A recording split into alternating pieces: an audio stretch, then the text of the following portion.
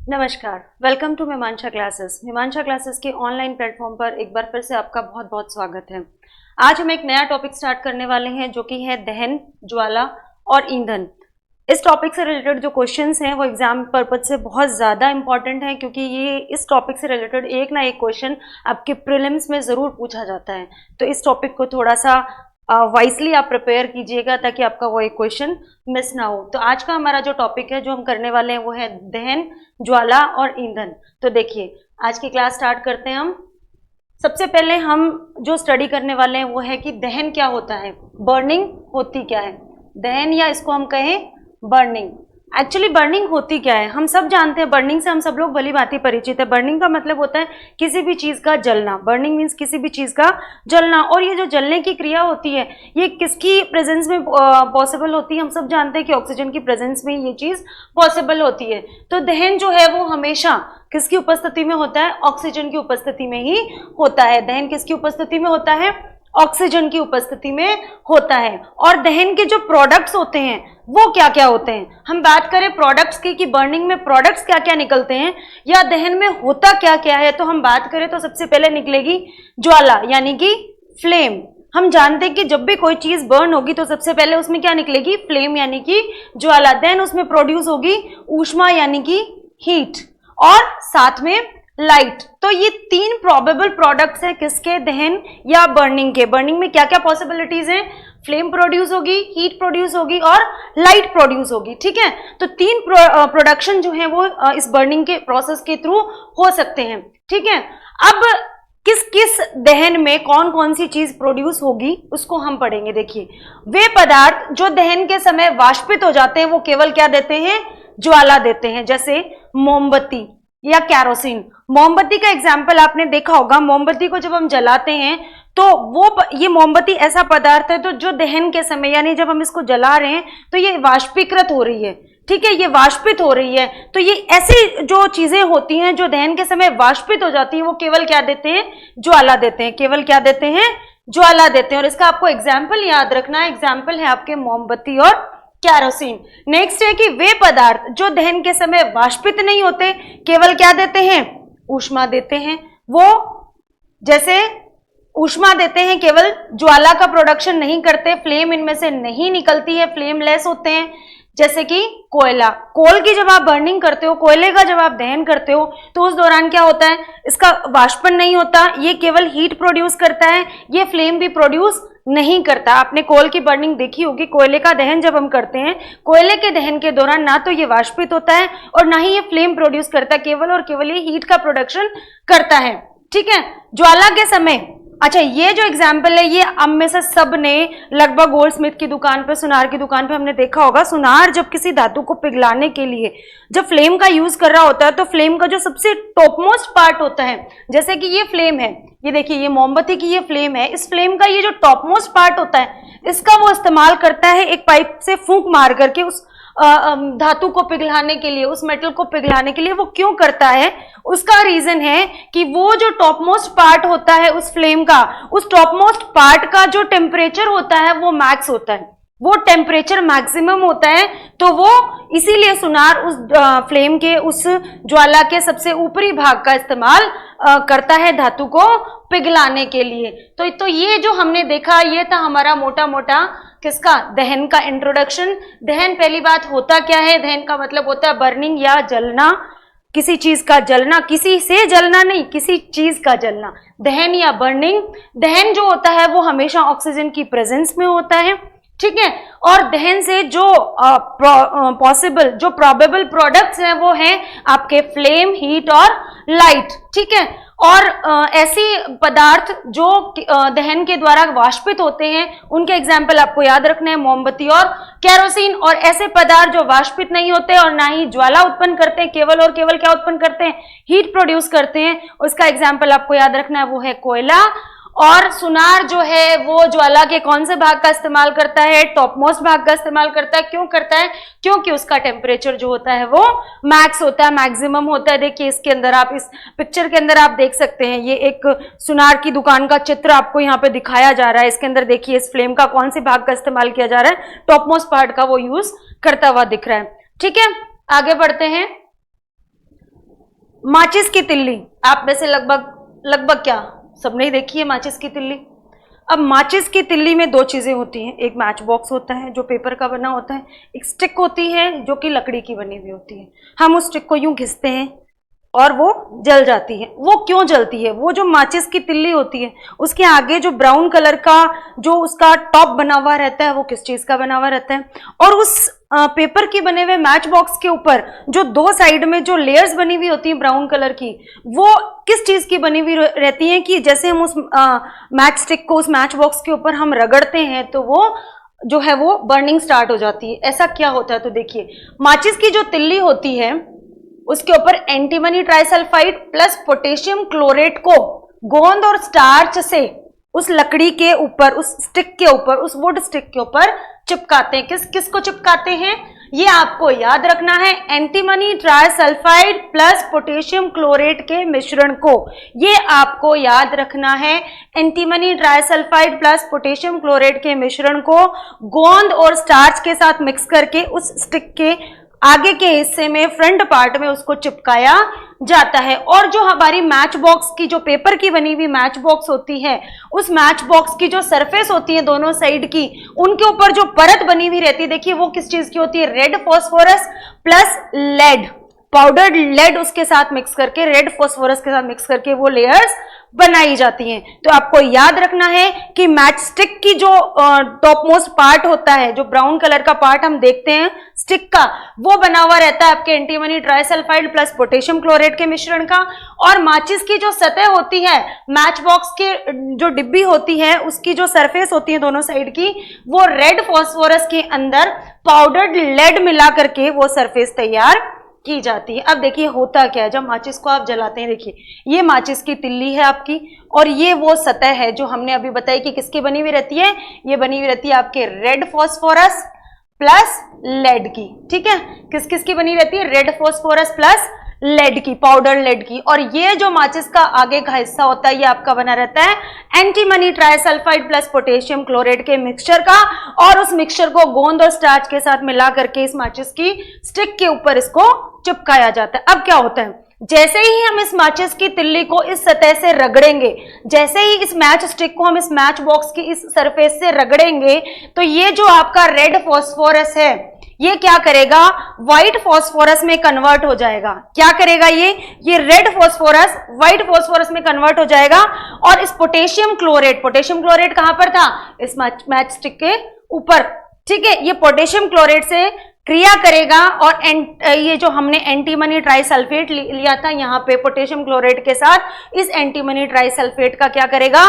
दहन करेगा, उसकी बर्निंग करेगा, जिससे वो ज्वाला उत्पन्न हो जाएगी, वो बर्निंग स्टार्ट हो जाएगी। एक बार फिर से मैं आपको इस चीज को एक्सप्लेन करती हूँ कैसे होता है ये। जैसे ही हम इस माचिस की तिल्ली को इस सतह के ऊपर रगड़ेंगे, तो देखिए इस माचिस की तिल्ली के टॉप मोस्ट भाग में क्या क्या है? एंटीमनी ट्राइसल्फाइड है और साथ में पोटेशियम क्लोरेट है। ठीक है, और यहाँ पर इस सतह के ऊपर क्या है? मैच बॉक्स की सरफेस के ऊपर क्या है? रेड फॉस्फोरस प्लस लेड का मिश्रण है। जैसे ही हम इसको रगड़ेंगे ये रेड फॉस्फोरस किस में बदल जाएगा? व्हाइट फॉस्फोरस में बदल जाएगा। किस में बदल जाएगा? व्हाइट फॉस्फोरस में ये कन्वर्ट हो जाएगा।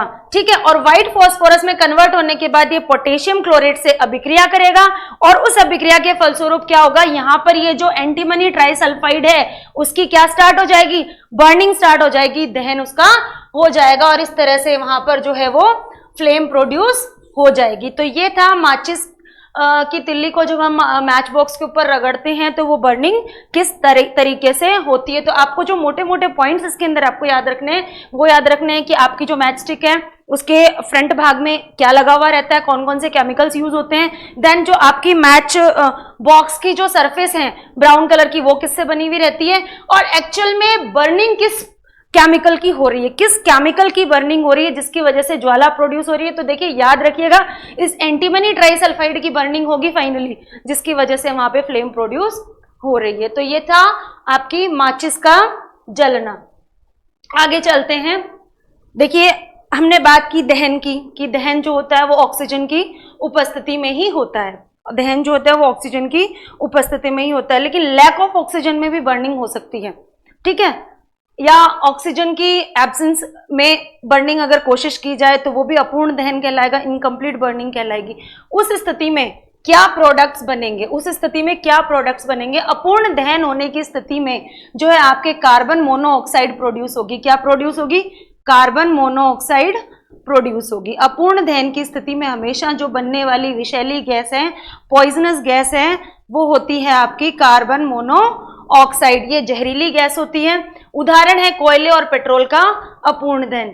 अच्छा, आपको अपूर्ण दहन आपको अच्छे से समझ में आ गया होगा। अपूर्ण दहन का मतलब है burning in lack of oxygen. Oxygen की कमी में होने वाली जो बर्निंग है, जो दहन है, उसको हम कहते हैं, क्या कहते हैं? उसको हम अपूर्ण दहन कहते हैं। और अपूर्ण दहन के फलस्वरूप जो जहरीली विषैली गैस प्रोड्यूस होती है वो होती है आपकी कार्बन मोनोऑक्साइड। आपने कई बार सुना होगा कि सर्दी के दिनों में लोग जो है बंद कमरे में अंगीठी जला करके सो गए, और आप न्यूज़पेपर में पढ़ते हैं कि पूरा का पूरा परिवार जो है वो बेहोश होकर के सबकी मृत्यु हो गई। वो इसी वजह से होता है, क्योंकि वो क्या होता है, वो अंगीठी के अंदर कोल भरा हुआ रहता है, उस कोल का जो है ऑक्सीजन उसको प्रॉपर मिल नहीं रही है, उसका अपूर्ण दहन हो रहा है और लगातार CO जो है वो प्रोड्यूस हो रही है, कार्बन मोनोऑक्साइड। और क्योंकि बंद कमरा है, बंद कमरे के अंदर बाहर से किसी तरह का जो है गैस एक्सचेंज टेक प्लेस नहीं कर रहा है, तो इस स्थिति में क्या होगा, उस कार्बन मोनोऑक्साइड का लेवल धीरे धीरे उस रूम में बढ़ेगा। रूम में बढ़ेगा तो लोग उसको इनहेल कर रहे हैं, अपनी रेस्पिरेशन के साथ उसको इनहेल कर रहे हैं, तो उनके ब्लड में भी उसका लेवल बढ़ेगा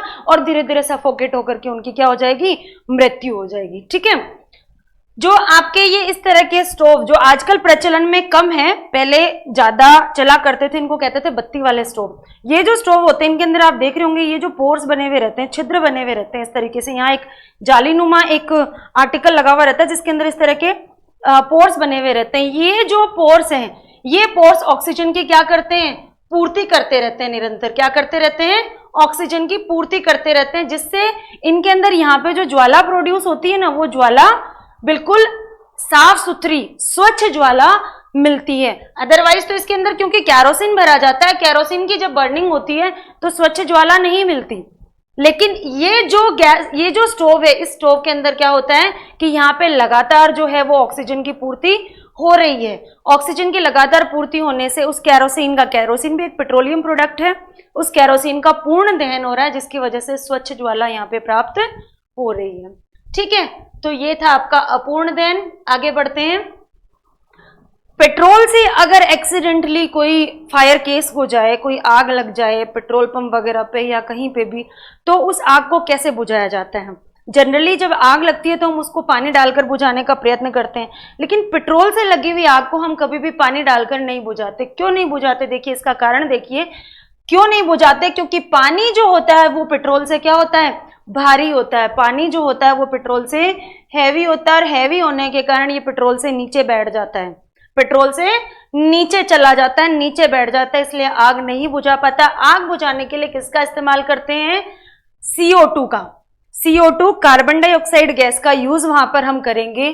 दो फॉर्म में कर सकते हैं, या तो इस CO2 को हम सिलेंडर में भरकर ऐसी जगह पे यूज कर सकते हैं लिक्विड फॉर्म में, या फिर बेकिंग पाउडर हमने पढ़ा था, बेकिंग पाउडर जिसका फॉर्मूला आपको याद हो तो क्या था, NaHCO3।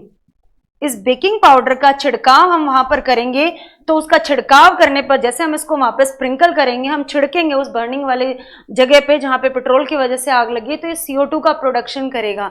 आपने देखा होगा जो अग्निशामक यंत्र होता है उसके अंदर भी ये बेकिंग पाउडर भरा हुआ रहता है, उसके अंदर भी ये बेकिंग पाउडर भरा हुआ रहता है। तो पेट्रोल से लगी हुई आग को, यहाँ पे क्वेश्चन जो बनते हैं वो 2-3 बन रहे हैं कि पहली बात तो पेट्रोल से लगी हुई आग को कभी भी पानी से क्यों नहीं बुझाया जाता? क्यों? क्योंकि पानी जो होता है वो पेट्रोल से भारी होता है, इसलिए उससे नीचे चला जाता है और वो आग बुझाने में सक्षम नहीं होता। दूसरा, CO2 का इस्तेमाल क्यों किया जाता है? तो उसका आंसर आपको यहाँ है। CO2 जो है वो ऑक्सीजन से हैवी होती है, और जो ये चारों ओर ऑक्सीजन के फैल करके ऑक्सीजन की उस बर्निंग के, उस आग दहन के चारों ओर, उस लगी हुई आग के चारों ओर फैल करके ऑक्सीजन की सप्लाई को रोक देगी, एक लेयर बना लेगी और उस ऑक्सीजन की सप्लाई को रोक देगी। और आप जानते हैं कि जैसे ऑक्सीजन की सप्लाई धीरे धीरे करके बंद होगी, कट होगी, वैसे वैसे वो आग भी कम होती चली जाएगी और धीरे धीरे आग बुझ जाएगी। ठीक है, तो आग बुझाने में CO2 का यूज क्यों किया जाता है? तीसरा है कि CO2 को किस रूप में यूज करते हैं पेट्रोल से लगी हुई आग को बुझाने में? तो या तो इसको लिक्विड फॉर्म के अंदर, सिलेंडर में भरी हुई लिक्विड फॉर्म के अंदर हम यूज कर सकते हैं, रख सकते हैं, या फिर बेकिंग पाउडर का छिड़काव हम उस जगह पर कर सकते हैं। और इसी के साथ बेकिंग पाउडर का फॉर्मूला आपको एक बार फिर से मैंने रिवाइज करा दिया है, याद रखिएगा NaHCO 3। ये आपका बेकिंग पाउडर है जिसको खाने का सोडा भी कहते हैं। तो आपको क्लियर हुआ होगा कि पेट्रोल से लगी हुई जो आग होती है उसको हम कभी भी पानी डाल करके क्यों नहीं बुझा पाते। आगे बढ़ते हैं। ईंधन, ये जो हमने पढ़ा ये था हमारा दहन के बारे में, बर्निंग के बारे में। अब हम आज जो हमारा नेक्स्ट जो चीज़ हम क्लियर करने वाले हैं वो है हमारी ईंधन या फ्यूल। फ्यूल के बारे में हम स्टडी करने वाले हैं कुछ इंपॉर्टेंट फैक्ट्स को। तो देखिए फ्यूल होता क्या है, what is the definition of fuel. Fuel क्या होता है, वे पदार्थ जिनका दहन हो सकता है। और केवल दहन हम कहें पर्याप्त नहीं है ईंधन की परिभाषा के लिए, हमें उसके आउटपुट के रूप में ऊष्मा मिले, ऊर्जा मिले, जिसको हम वर्क की फॉर्म में यूज कर सकें, तो वो कहलाएगा ईंधन। तो वो क्या कहलाएगा, फ्यूल। ठीक है, तो वे पदार्थ जिनका दहन हो सकता है उनको हम कहते हैं फ्यूल। और एक अच्छे फ्यूल में क्या क्या कैरेक्टरिस्टिक होने चाहिए वो ये हैं। क्या क्या कैरेक्टरिस्टिक एक अच्छे फ्यूल में होने चाहिए। तो सबसे पहला जो है वो है आपका अनावश्यक उत्पाद जो है उसके फ्यूल की बर्निंग से, उसके दहन से कम बनने चाहिए। जो फ्यूल हम यूज कर रहे हैं, जिस पर्पस के लिए हम यूज कर रहे हैं, वो पर्पस उस फ्यूल से फुलफिल होना चाहिए, वो पर्पस, वो उद्देश्य पूरा होना चाहिए। अननेसेसरी जो प्रोडक्ट्स हैं वो उस फ्यूल की बर्निंग से, उस ईंधन के दहन से नहीं बनने चाहिए। नेक्स्ट जो है, उस ईंधन का ऊष्मीय मान अधिक हो। क्या अधिक हो, ऊष्मीय मान अधिक हो। अब आप कहेंगे ऊष्मीय मान क्या होता है, देखिए आगे ही हमने परिभाषा इसकी लिखी हुई है। ऊष्मा की वो मात्रा जो 1 ग्राम ईंधन को ऑक्सीजन की उपस्थिति में जलाने से प्राप्त होती है उसको कहते हैं ऊष्मीय मान, उस ईंधन का ऊष्मीय मान। तो देखिए ऊष्मीय मान किसको कहते हैं हम, ऊष्मा की वह मात्रा जो 1 ग्राम ईंधन को, ऊष्मा की वह मात्रा जो 1 ग्राम ईंधन को ऑक्सीजन की उपस्थिति में बर्न करने से, जलाने से हमें प्राप्त होती है, वो कहलाता है ऊष्मीय मान। तो जिस अच्छे ईंधन का गुण ये है कि उस ईंधन का ऊष्मीय मान अधिक होना चाहिए, यानी कि वो अधिक एनर्जी, अधिक ऊर्जा हमें प्रदान करे, उसकी बर्निंग पर अधिक ऊष्मा प्रदान करे, तो वो अच्छा ईंधन कहलाएगा। और सबसे ज्यादा ऊष्मीय मान जो होता है वो हाइड्रोजन का होता है। सबसे ज्यादा ऊष्मीय मान किसका होता है, हाइड्रोजन का होता है। ठीक है, तो दूसरा गुण हो गया कि उस अच्छे ईंधन का कि उसका ऊष्मीय मान अधिक हो। नेक्स्ट है कि सस्ता हो और आसानी से उपलब्ध भी हो। सस्ता हो यानी हर व्यक्ति के लिए अफोर्डेबल हो, क्योंकि ईंधन की आवश्यकता हर रूप में या किसी न किसी रूप में सबको पड़ती है। एक लोअर क्लास से लेकर के एक हायर क्लास पर्सन तक ईंधन की आवश्यकता सबको होती है। तो ईंधन जो हो, या हम कहें कि फैक्ट्रीज वगैरह के लिए, हर चीज के लिए ईंधन की आवश्यकता होती है। तो ईंधन जो हो वो सस्ता हो, अफोर्डेबल हो और इजीली अवेलेबल हो, आसानी से उपलब्ध होने वाला हो। उस ईंधन का संग्रहण, उसका परिवहन आसान हो और बर्निंग उसकी जो हो वो कंट्रोलेबल हो, यानी नियंत्रित हो। ऐसा नहीं हो कि वो अनकंट्रोल्ड होकर के किसी तरह का नुकसान पहुंचा दे। मान लीजिए गाड़ी में हमने पेट्रोल भराया, अब उसकी बर्निंग जो है वो उसके अंदर जो इंजन है गाड़ी के अंदर काम कर रहा है उसके द्वारा कंट्रोलेबल होनी चाहिए उसकी बर्निंग। ऐसा नहीं हो कि वो गाड़ी कोई फूंक दे, तो उसका जलना, उसकी बर्निंग, उसकी जो प्रोसेसिंग है वो नियंत्रित होनी चाहिए। प्रज्वलन ताप जो हो वो उसका निम्न हो। प्रज्वलन ताप या इग्निशन टेम्परेचर क्या होता है, देखिए क्या होता है ignition temperature.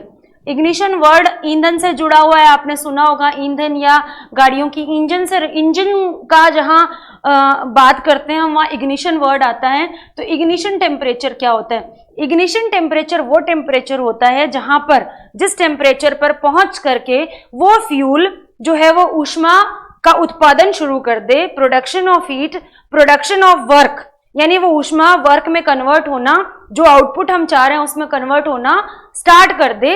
That temperature is known as ignition temperature. उस ताप को हम कहते हैं इग्निशन टेम्परेचर या प्रज्वलन ताप। एक बार फिर से रिपीट कर रही हूं, प्रज्वलन ताप किसे कहते हैं, ये वो टेम्परेचर है जिस पर कोई फ्यूल, कोई भी फ्यूल है वो इस टेम्परेचर पर पहुंचने के बाद हीट का प्रोडक्शन स्टार्ट कर दे, ऊष्मा का उत्पादन शुरू कर दे, और वो ऊष्मा किसमें कन्वर्ट होना स्टार्ट हो जाए, वर्क में या आउटपुट में प्रोड्यूस होना स्टार्ट हो जाए, कन्वर्ट होना स्टार्ट हो जाए। That temperature is known as ignition temperature. तो अच्छे ईंधन का क्या गुण है कि उसका इग्निशन टेम्परेचर जो होना चाहिए वो क्या होना चाहिए, कम होना चाहिए। That should be minimum. Okay, next is अपस्फोटन संख्या, अपस्फोटन जो है वो कम हो और ऑक्टेन संख्या उस ईंधन की अधिक हो। अपस्फोटन मतलब नॉकिंग। अब पहले हम इस नॉकिंग को समझ लेते हैं, ये नॉकिंग क्या है या अपस्फोटन क्या है, नॉकिंग या अपस्फोटन होता क्या है। देखिए क्या होता है, जैसे आपने किसी गाड़ी के अंदर आपने फ्यूल डाला, ईंधन डाला, ठीक है। अब आपने वो फ्यूल डाला, लेकिन क्या होगा कि वो फ्यूल जैसे इंजन के अंदर जा करके जब उसको हीट में कन्वर्ट होना चाहिए, वो उस हीट में कन्वर्ट होने से पहले, उसने अपनी परफॉर्मेंस दूसरे किसी रूप में कोई मेटेलिक साउंड प्रोड्यूस करने में अपनी जो कैपेसिटी है वो वहां पे लगा दी, ठीक है। तो वो कहलाती है उसकी अपस्फोटन या उसका कहलाता है नॉकिंग। यानी कि जो हम एक्सपेक्ट कर रहे थे उस फ्यूल से कि वो ऊष्मा में बदल करके हमें आउटपुट देगा, हमें वर्क देगा, वो एफिशिएंसी उसकी कम हो गई। वो एफिशिएंसी क्या हो गई? कम हो गई। वो एफिशिएंसी कहाँ यूज हो गई? वो एफिशिएंसी उस मेटेलिक साउंड के प्रोडक्शन में लग गई जो कि किसी काम की नहीं है। तो ये अपस्फोटन का मतलब क्या होता है कि जैसे हमने फ्यूल डाला, फ्यूल जैसे इंजन में पहुंचा, तो इंजन में पहुंचने के बाद वो हीट के रूप में पूरा वर्क में कन्वर्ट होने की जगह वो हीट पहले कहाँ इस्तेमाल कर ली गई? कोई मेटेलिक साउंड प्रोड्यूस करने में वो इस्तेमाल कर ली गई। वो मेटेलिक साउंड प्रोड्यूस करने की जो प्रोसेस है वो कहलाती है आपकी नॉकिंग या अपस्फोटन। क्या कहलाती है? नॉकिंग या अपस्फोटन कहलाती है। ऑक्टेन संख्या क्या होती है? ऑक्टेन संख्या जिस फ्यूल की जितनी कम होती है उसका अपस्फोटन उतना ही अधिक होता है, और ऑक्टेन संख्या जितनी ज्यादा होती है उस फ्यूल का अपस्फोटन उतना ही कम होता है। यानी हम सीधे शब्दों में कहें तो उसकी जो हीट है उसकी वेस्टेज उतनी ही कम होती है जितनी ऑक्टेन संख्या उसकी ज्यादा होती है। तो हमारा जो फ्यूल है, जो हमारा बेस्ट फ्यूल जिसको हम कहेंगे, अच्छे ईंधन के गुणों में हम किसको मानेंगे? जिसकी ऑक्टेन संख्या ज्यादा हो। ऑक्टेन संख्या ज्यादा होगी, इसका मतलब क्या होगा? ऑक्टेन संख्या ज्यादा होने का मतलब होगा कि उसकी जो नॉकिंग है वो कम होगी, ठीक है। तो ये नॉकिंग कम हो जाएगी, और ऑक्टेन संख्या अगर कम है तो ये नॉकिंग ज्यादा हो जाएगी। तो हमें कम ऑक्टेन संख्या, कम ऑक्टेन नंबर वाला जो ईंधन है वो हमारे लिए बेस्ट रहेगा, वो उसको हम बेस्ट फ्यूल मानेंगे। ये थे अच्छे ईंधन के गुण या बेस्ट फ्यूल के जो है प्रॉपर्टीज, क्या क्या होनी चाहिए एक बार फिर से हम देख लेते हैं। सबसे पहली प्रॉपर्टी तो क्या है बेस्ट फ्यूल की, कि वो अननेसेसरी प्रोडक्ट्स ना बनाए।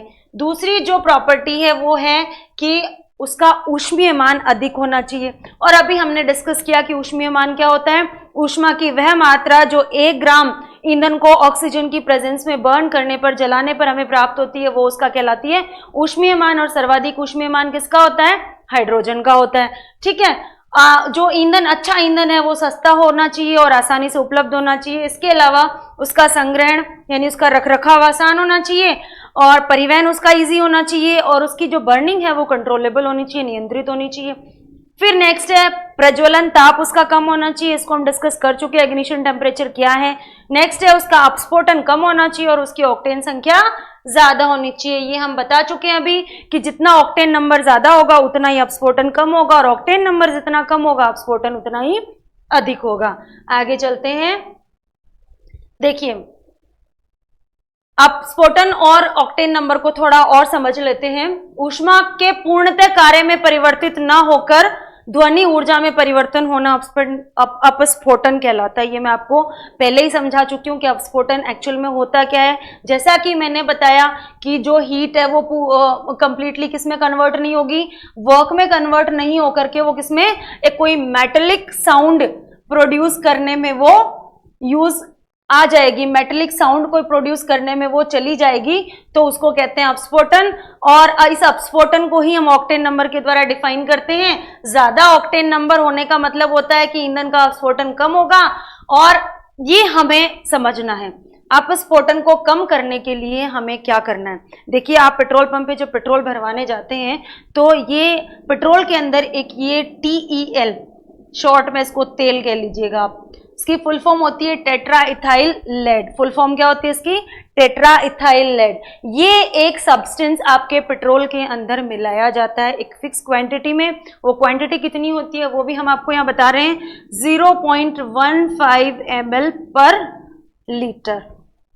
ये क्वांटिटी आप याद रखिएगा, 0.15 मिलीलीटर पर लीटर ये TEL या टेट्रा इथाइल लेड पेट्रोल के अंदर मिलाया जाता है। किस लिए? उसकी नोकिंग को कम करने के लिए और उसका ऑक्टेन नंबर बढ़ाने के लिए, उसकी नोकिंग को रिड्यूस करने के लिए और उसका ऑक्टेन नंबर बढ़ाने के लिए, इंक्रीज करने के लिए क्या मिलाया जाता है? TEL tetra ethyl lead. और इस टेट्रा इथाइल लेड की जो मात्रा है वो कितनी होनी चाहिए? 0.15 मिलीलीटर पर लीटर इसकी मात्रा होनी चाहिए। तो ये बहुत इंपॉर्टेंट है, इसको आपको याद रखना है। ठीक है, तो ये हो गया अपस्फोटन और ऑक्टेन संख्या।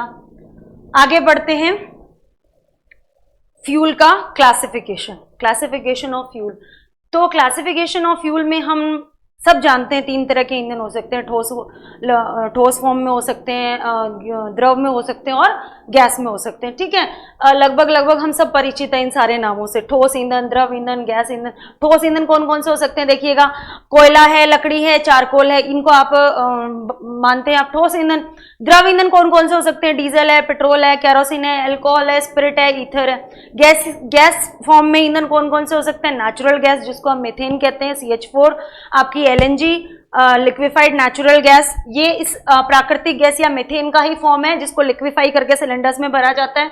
LPG यानी लिक्विड पेट्रोलियम गैस, आपका कोल गैस और प्रोड्यूसर गैस। ठीक है, ये इनके बारे में हम आगे अभी डिटेल में स्टडी करने वाले हैं। इनके बारे में आपके natural gas, LNG, LPG, coal gas, producer gas, water gas. ठीक है, इनको अभी हम फर्दर स्टडी करेंगे। तो ईंधन का जो मोटे तौर पे वर्गीकरण है, ईंधन को 3 भागों में बांटा गया है, ठोस ईंधन, द्रव ईंधन और गैस ईंधन। तीनों के एग्जाम्पल आप याद रखिएगा। ठोस ईंधन में आते हैं कोयला, लकड़ी और चारकोल। द्रव ईंधन में आते हैं diesel, petrol, kerosene, alcohol, spirit और ईथर। और गैस ईंधन में आते हैं प्राकृतिक गैस है, LNG है, CNG है, आपका कोल गैस है और प्रोड्यूसर गैस है। आगे चलते हैं, कोयला। सबसे पहले हम डिस्कशन करते हैं कोल के बारे में। देखिए, कोल जो है वो बहुत लार्ज स्केल पर यूज होने वाला फ्यूल है। इंडस्ट्रीज में स्पेशली कोल का जो है इस्तेमाल एज ए फ्यूल बहुत ज़्यादा किया जाता है। तो कोल या कोयला जो है उसकी कौन कौन से कोयले के प्रकार हैं, ठीक है, और उसमें कार्बन की जो मात्रा है उसके अकॉर्डिंग कौन सा कोयला बेस्ट रहेगा, इसको आप में से अधिकतर जो स्टूडेंट्स हैं उन्होंने कहीं ना कहीं इसको 9th 10th में साइंस में ज़रूर स्टडी किया होगा। तो कहीं ना कहीं आपकी मेमोरी में, सबकॉन्शियस माइंड में ये चीज़ होगी कि हाँ, हमने पीट, बिटुमिनस, एंथ्रासाइट, ये नाम तो कहीं ना कहीं सुने हुए हैं। तो आज उनको हम रिकॉल करते हैं। It's time to recall them. तो पीट, लिग्नाइट, बिटुमिनस या बिटुमिनी और एंथ्रासाइट, 4 प्रकार हम कोयले के पढ़ने वाले हैं। पीट, लिग्नाइट, बिटुमिनस और एंथ्रासाइट। देखिए, पीट जो कोयला होता है, हम ये कहें कि पिटा हुआ होता है। पीट जो कोयला होता है वो पिटा हुआ होता है, यानी इसमें कार्बन का जो कंटेंट होता है वो 50 to 60% होता है। इसको सबसे निम्न कोटि का कोयला मानते हैं, इसीलिए मैंने बोला कि पिटा हुआ होता है। ये आप याद रखिएगा, पीट जो होता है वो सबसे लोअर क्लास का कोल होता है, इसीलिए इसको हम पिटा हुआ कह रहे हैं। तो पीट जो कोल होता है उसके अंदर आपके 50 to 60% कार्बन कंटेंट होता है। कितना होता है? 50 to 60% होता है। ये बर्निंग पर, देखिए, कार्बन की मात्रा जितनी कम होगी ना उतनी ही दहन से ऊष्मा कम प्राप्त होगी। और क्या मिलेगा? जलने पर राख ज्यादा मिलेगी और धुआं अधिक मात्रा में निकलेगा। राख ज्यादा बनेगी और धुआं अधिक मात्रा में मिलेगा। तो पीट के अंदर कार्बन कंटेंट कितना होता है? 50 to 60% होता है। और ये जलने पर राख और धुआं ज्यादा होगा और ये सबसे निम्न कोटि का कोयला होता है। अगली बारी है लिग्नाइट की। लिग्नाइट में जो आपका कार्बन कंटेंट होता है वो होता है 60 to 70%। कितना होता है? 60 to 70% होता है। ये जो है जल वाष्प का प्रोडक्शन अधिक करेगा और इसका जो कलर है, लिग्नाइट की जो पहचान है वो है इसका ब्राउन कलर, इसकी पहचान है इसका भूरा रंग। नेक्स्ट है बिटुमिनस कोयला या बिटुमनी कोयला। ये लगभग एवरेज कोल होता है, ज्यादा इस्तेमाल किया जाता है इसका क्योंकि ये इजीली अवेलेबल होता है। घरों में जनरली जो यूज किया जाता है अंगीठी वगैरह में, वो ये बिटुमिनस टाइप का कोल होता है। इसके अंदर 70 to 85% ऑफ कार्बन होता है कंटेंट, ठीक है। ये सॉफ्ट होता है और घरेलू कार्यों में, हाउस होल्ड पर्पज में इसका इस्तेमाल किया जाता है। और लास्ट जो चौथा प्रकार है वो है बेस्ट कोल का, एंथ्रासाइट, ठीक है। इसके अंदर लगभग 85% से ज्यादा कार्बन कंटेंट होता है। ये सबसे बेस्ट काइंड ऑफ कोल है और ये जो है बर्निंग पर यानी इसके दहन पर जो धुआं है ठीक है, उसका प्रोडक्शन सबसे कम होता है और राख यानी ऐश भी सबसे कम इसके प्रोडक्शन पर बनती है। तो ये 4 हमने प्रकार पढ़े कोयले के, कौन कौन से एक बार फिर से रिपीट करते हैं, पीट, लिग्नाइट, बिटुमिनस और एंथ्रासाइट। पीट यानी पिटा हुआ सबसे न्यूनतम दर्जे का जो कोयला होता है, सबसे लोअर क्लास का जो कोल होता है वो होता है आपका पीट। इसके अंदर कार्बन कंटेंट होता है आपका 50 to 60%, ये जलने पर ज्यादा राख और ज्यादा धुआं देगा। ठीक है, नेक्स्ट होता है लिग्नाइट जिसमें कार्बन कंटेंट होता है 60 to 70%। उस लिग्नाइट की पहचान होती है इसका भूरा रंग। थर्ड टाइप का कोल है आपका बिटुमिनस जिसमें आपका कार्बन कंटेंट होता है 70 to 85%, और ये जो होता है जनरली हाउस होल्ड पर्पज में जो इस्तेमाल किया जाने वाला कोल होता है वो होता है आपका बिटुमिनस काइंड का। ठीक है, फाइनली लास्ट जो कोल का काइंड है वो है आपका एंथ्रासाइट जो 85% से ज्यादा कार्बन कंटेंट लिए हुए रहता है। बेस्ट काइंड ऑफ कोल है ये जलने पर यानी बर्निंग पर कम से कम प्रोडक्शन करेगा राख और धुएं का। तो ये आपके हो गए कोयले के प्रकार। 4 प्रकार के कोयले हमने पढ़ लिए। सबसे लोअर क्लास का जो कोल होता है वो होता है पीट और सबसे बेस्ट होता है एंथ्रासाइट। ठीक है, कोयले के बाद कोयला था आपका ठोस ईंधन का प्रकार। अब बारी आती है आपके द्रव ईंधन की। तो द्रव ईंधन की हम बात करें तो हम आ जाते हैं आपके पहले हम स्टडी कर रहे हैं आपके द्रव और गैसियस को हम मिक्स करके स्टडी करने वाले हैं। तो प्राकृतिक गैस से हम स्टार्ट करते हैं। प्राकृतिक गैस यानी आपकी मीथेन। मीथेन को प्राकृतिक गैस कहा जाता है। मीथेन जो होती है वो हमें कहां से प्राप्त होती है? पेट्रोलियम के कुओं से प्राप्त होती है।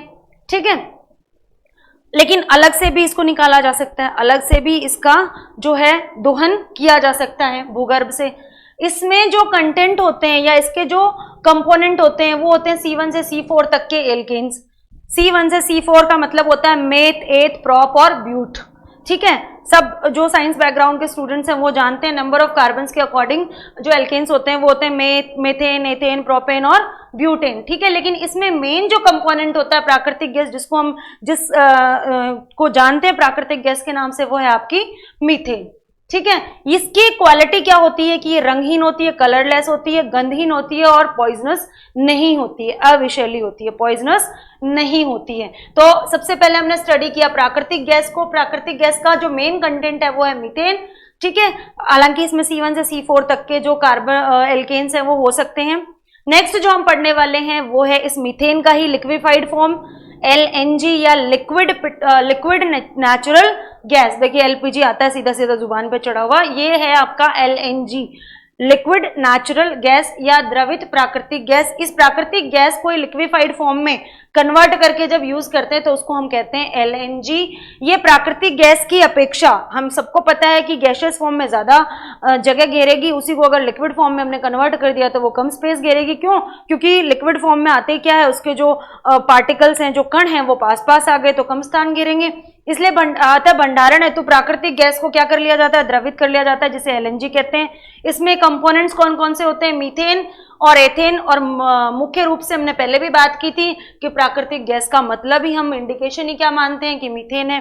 ये भी रंगहीन, गंधहीन और अविषैली होती है, जैसा कि हमने पढ़ा था प्राकृतिक गैस। तो ये प्राकृतिक गैस का ही लिक्विफाइड फॉर्म है, तो कैरेक्टरिस्टिक इसके सारे वही रहेंगे, केवल और केवल ये कम स्थान घेरेगी। तो ये थी प्राकृतिक गैस और LNG। याद रखिएगा LNG का मेन कंपोनेंट होती है मीथेन।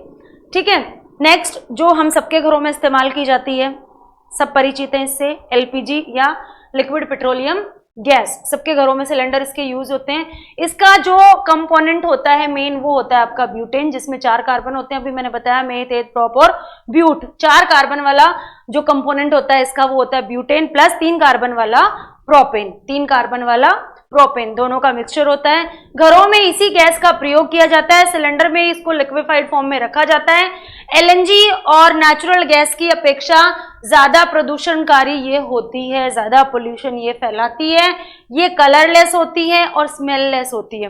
अब आप कहेंगे कि घरों में जब गैस खुली रह जाती है तो एक स्मेल आती है। अगर ये स्मेललेस होती है, अगर ये गंधहीन होती है, ऑर्डरलेस होती है, तो फिर वो गंध किसकी आती है? तो उसका भी हम आंसर देंगे।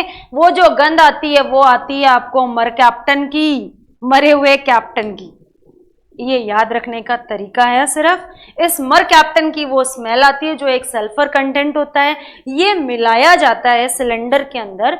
उसके अंदर जब LPG भरी जाती है तो उसके अंदर इस मर कैप्टन को मिलाया जाता है सेफ्टी पर्पज के लिए। सेफ्टी पर्पज के लिए ऐसे कि हम सबको पता है कि एलपीजी का इस्तेमाल जनरली घरों में किया जाता है, तो घरों में किसी भी तरह की दुर्घटना ना हो गैस के रिसाव के कारण, क्योंकि हमने देखा होगा कि कई बार अखबारों में भी पढ़ते हैं और कई बार इस तरह के एक्सीडेंट की खबरें हम टीवी वगैरह में भी देखते हैं कि सिलेंडर के रिसाव के कारण घर में आग लगी, कैसे सिलेंडर में से कंटिन्यू रिसाव हो रहा है और अचानक से हमने लाइट का कोई स्विच ऑन या ऑफ कर दिया, कुछ भी हमने किया तो उस कंडीशन में वो आग पकड़ लेता है। तो वो इस तरह की दुर्घटनाएं ना, उसके लिए इस मरकैप्टन को इस एलपीजी के सिलेंडर में मिलाया जाता है, ताकि अगर गलती से गैस खुला रह जाए या किसी तरह का रिसाव वहां पर हो जाए, कोई गैस की पाइप में कहीं कोई कट लग जाए या आपका गैस का जो बर्नर है वो खराब हो जाए या कुछ भी एनी हाउ कोई एक्सीडेंट के चांसेस बने गैस के रिसाव के कारण, तो इसकी जो गंध है वो बड़ी तेजी से फैलती है चारों तरफ, तो हमें स्मेल आ जाती है कि कहीं गैस तो खुला नहीं है, कोई गैस में लीकेज तो नहीं है, सिलेंडर लीक तो नहीं हो रहा है, और हम तुरंत उसको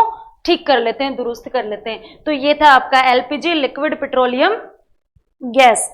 इसके जो मेन कंटेंट हैं, अवयव हैं, सब्सटेंसेस हैं, वो है ब्यूटेन प्लस प्रोपेन। घरों में इसी का इस्तेमाल किया जाता है। ये जो है एलएनजी और नेचुरल गैस की तुलना में हालांकि थोड़ी पोल्यूशन ज़्यादा फैलाती है। ये जो है आपकी कलरलेस होती है और ऑर्डरलेस होती है। इसमें ऑर्डर जो स्मेल जो मिलाई जाती है वो मिलाई जाती है मरकैप्टन की। मरकैप्टन जो है सल्फर कंटेंट है, इसको मिलाया जाता है सल्फर कंपाउंड को, ताकि किसी तरह का जो गैस का रिसाव हो तो उसकी स्मेल, उसका ऑर्डर जो है वो हवा में फैल जाए। ठीक है, ये था आपका एलपीजी। अब हम आगे बात करते हैं प्रोड्यूसर गैस, वाटर गैस और कोल गैस की। पहले हम पढ़ते हैं प्रोड्यूसर गैस को। प्रोड्यूसर गैस जो होती है, प्रोड्यूसर गैस में जो कंटेंट होता है वो होता है नाइट्रोजन, मेन कंटेंट होता है। देखिए ये आपको याद रखना है, प्रोड्यूसर गैस के अंदर नाइट्रोजन जो होती है वो मेन कंटेंट होता है। नाइट्रोजन उसमें 70% होती है। कितने परसेंट होती है? 70%। और रिमेनिंग जो 30% होती है वो होती है आपके हाइड्रोजन और कार्बन मोनोऑक्साइड। कौन कौन सी गैसेस होती हैं? हाइड्रोजन और कार्बन मोनोऑक्साइड। इसको तप्त कोक पर वायु प्रवाहित करके, रेड हॉट कोक के ऊपर वायु प्रवाहित करके इसको बनाया जाता है। ये हो गई आपकी प्रोड्यूसर गैस। मेनली आपको इसके कंटेंट याद रखने हैं। क्या क्या कंटेंट होते हैं? इसका मेन कंटेंट होता है नाइट्रोजन लगभग 70%, और रिमेनिंग 30% जो होता है वो आपके होता है हाइड्रोजन और कार्बन मोनोऑक्साइड। नेक्स्ट आपकी होती है जल गैस या वाटर गैस। वाटर गैस के अंदर क्या क्या होते हैं? कार्बन मोनोऑक्साइड ईंधन के रूप में कार्य करती है। हाइड्रोजन इसमें प्लस CO2, इसमें CO2 नहीं होती है, ये मिसप्रिंट है। ठीक है, इसमें होती है आपकी 3 गैसेस होती हैं, दो गैसेस होती हैं, कार्बन मोनोऑक्साइड प्लस हाइड्रोजन। ठीक है, कार्बन मोनोऑक्साइड प्लस हाइड्रोजन। और ये जो है मेनली अपचायक के रूप में इसका इस्तेमाल किया जाता है। नेक्स्ट है आपकी कोल गैस। कोल गैस के अंदर जो आपकी गैसेस होती हैं वो होती हैं आपकी हाइड्रोजन, कार्बन मोनोऑक्साइड और मीथेन। कौन कौन सी गैसेस होती हैं? हाइड्रोजन, कार्बन मोनोऑक्साइड और मीथेन इसका मेन कंटेंट होता है। देखिए मीथेन इस कोल गैस का मेन कंटेंट होता है। कोल गैस का जो मेन कंटेंट होता है, जैसे आपके प्रोड्यूसर गैस में नाइट्रोजन थी, मेन कंटेंट लगभग 70%, वैसे कोल गैस का मेन कंटेंट होता है मीथेन। और इस मीथेन को कोयले के भंजक आसवन से बनाया जाता है। इस कोयले के भंजक आसवन से इस कोल गैस का निर्माण किया जाता है। तो ये हमने पढ़ा प्रोड्यूसर गैस, वाटर गैस और आपकी कोल गैस के बारे में। प्रोड्यूसर गैस में मेन कंटेंट होता है आपका नाइट्रोजन, और कोल गैस में जो मेन कंटेंट होती है वो गैस होती है आपकी मीथेन या नेचुरल गैस या प्राकृतिक गैस। जो लास्ट जो पॉइंट आज की क्लास का हम स्टडी करने वाले हैं वो है पेट्रोलियम प्रोडक्ट्स। पेट्रोलियम का जब दोहन किया जाता है, पेट्रोलियम से बहुत सारे प्रोडक्ट्स अलग अलग टेम्परेचर लेवल पर हमें प्राप्त होते हैं, जिनमें मुख्य रूप से हम बात करें तो पेट्रोल है, डीजल है, केरोसिन है, आपकी पेट्रोलियम जेली है, पैराफिन है, मोम है, बहुत सारे प्रोडक्ट्स हम प्राप्त करते हैं कच्चे पेट्रोलियम के प्रभाजी आसवन से। वो विधि जिसके द्वारा हमें पेट्रोलियम प्रोडक्ट मिलते हैं, एक तो आपको उसका नाम याद रखना है। कौन सी विधि इस्तेमाल होती है? प्रभाजी आसवन। अलग अलग टेम्परेचर पर अलग अलग प्रोडक्ट्स प्राप्त होते हैं। इन प्रोडक्ट्स को सम्मिलित रूप से क्या कहा जाता है? पेट्रोलियम प्रोडक्ट्स या पेट्रोलियम उत्पाद कहा जाता है। क्या कहा जाता है? पेट्रोलियम उत्पाद इनको कहा जाता है। ठीक है, इन उत्पादों में कार्बन की संख्या और जिस ताप पर वो प्राप्त होते हैं उनका कम से ज्यादा की ओर क्रम।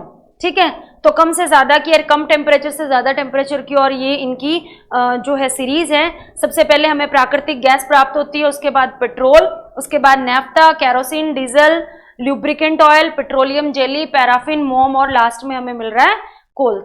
तो तो ये क्रम आपको याद रखना है। क्रम नहीं पूछा जाता है एक्चुअली एग्जाम में, आपसे इस टाइप से पूछा जाता है कि निम्न में से कौन सा पेट्रोलियम उत्पाद नहीं है, तो 3 पेट्रोलियम उत्पादों के नाम डाल दिए जाएंगे और एक कोई अदर प्रोडक्ट डाल दिया जाएगा। इस टाइप से आपसे पूछा जाएगा।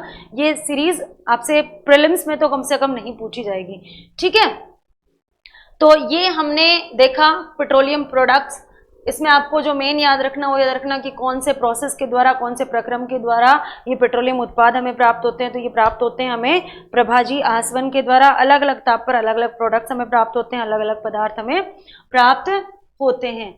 तो ये आज का हमारा टॉपिक यहाँ पर कंप्लीट होता है। हमने पढ़ा बर्निंग को, दहन के बारे में हमने पढ़ा, फ्यूल हमने पढ़ा, ईंधन क्या होता है, अच्छे ईंधन के गुण क्या होते हैं। उस अच्छे ईंधन में जो मेन याद रखने वाली चीज़ आपको अपस्फोटन और जो ऑक्टेन नंबर था उसको आप अच्छे से याद रखिएगा, उससे रिलेटेड क्वेश्चन पूछे जाने की संभावना ज़्यादा बनती है। उसके बाद हमने पढ़े आपके फ्यूल के टाइप्स, जिसमें हमने ठोस, द्रव और गैस टाइप के आपने फ्यूल पढ़े, जिसमें आपने 4 टाइप्स के कोल पढ़े, कोयले के 4 प्रकार पढ़े, बेस्ट कोल कौन सा है और सबसे जो खराब वैल्यू का जो कोल है वो कौन सा है। उसके बाद हमने जो है गैसेस, कुछ गैसेस के बारे में पढ़ा, जैसे नेचुरल गैस के बारे में पढ़ा हमने, LNG के बारे में पढ़ा, LPG के बारे में पढ़ा, फिर हमने पेट्रोलियम प्रोडक्ट्स के बारे में पढ़ा, producer gas, coal gas, water gas, ठीक है। तो आज की क्लास यहाँ पे ख़त्म होती है। आज के इस टॉपिक से रिलेटेड किसी भी तरह की कोई क्वेरी हो तो आप कमेंट बॉक्स में क्वेश्चन रेज कर सकते हैं, आपको उसका रिप्लाई वहाँ पे मिलेगा। आप हमारी जो मीमांसा क्लासेस की जनरल साइंस की जो प्लेलिस्ट है वहाँ से हमारे वीडियोस डाउनलोड कर सकते हैं और अपनी तैयारी को और मजबूत बना सकते हैं। Thank you very much, have a nice day.